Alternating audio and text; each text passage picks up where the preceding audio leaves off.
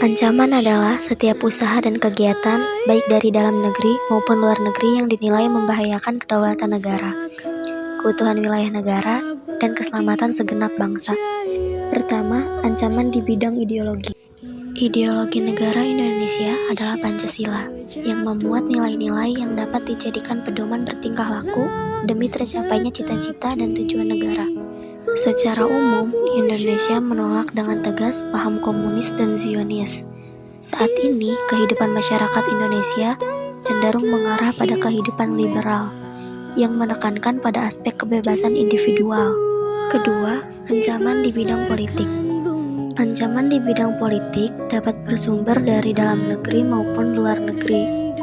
Dari luar negeri, ancaman di bidang politik dilakukan oleh suatu negara dengan melakukan tekanan politik terhadap Indonesia.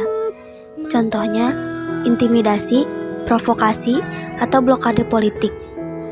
Ancaman di bidang politik yang bersumber dari dalam negeri, yaitu menggalang kekuatan politik untuk melemahkan kekuasaan pemerintah.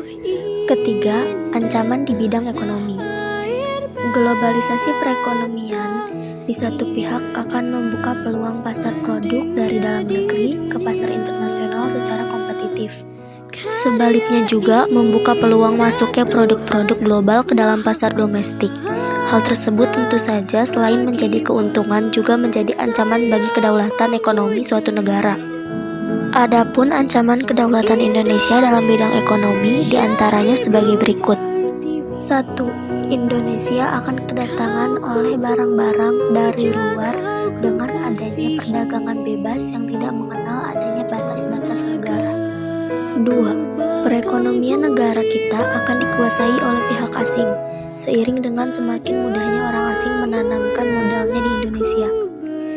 3. Persaingan bebas akan menimbulkan adanya pelaku ekonomi yang kalah dan menang. 4. Sektor-sektor ekonomi rakyat yang diberikan subsidi semakin berkurang, koperasi semakin sulit berkembang, dan penyerapan tenaga kerja dengan pola padat karya semakin ditinggalkan, sehingga angka pengangguran dan kemiskinan susah dikendalikan. Dan yang terakhir, memperburuk prospek pertumbuhan ekonomi jangka panjang. Keempat, ancaman di bidang sosial budaya. Globalisasi secara tidak langsung dapat mengubah gaya hidup masyarakat menjadi kebarat-baratan dan memunculkan sifat hedonisme. Seseorang yang terdampak budaya kebarat-baratan cenderung bersifat konsumtif dan memikirkan kesenangan pribadi. Dampak negatif globalisasi terhadap sosial budaya masyarakat juga berpotensi mengancam moral generasi muda. Salah satu contohnya yaitu kenakalan remaja dan pergaulan bebas. Kelima, ancaman di bidang pertahanan dan keamanan. Masih adanya masalah teror dan konflik SARA yang terjadi pada suatu wilayah memiliki tujuan yang sama, yaitu tidak ingin bangsa Indonesia hidup damai dan tentram. Oleh karena itu, lemahnya penerapan dan penegakan hukum dan keadilan harus ditingkatkan.